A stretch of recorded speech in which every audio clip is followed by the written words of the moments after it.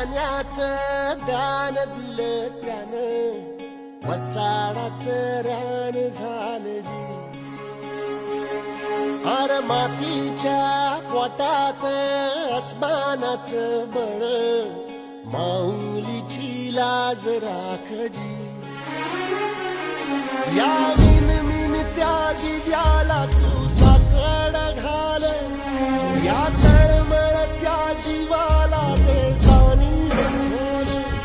ते धग धग त्या इकाराला माईची ओल, या रख रख त्या भुईला ते रामाचं मोल.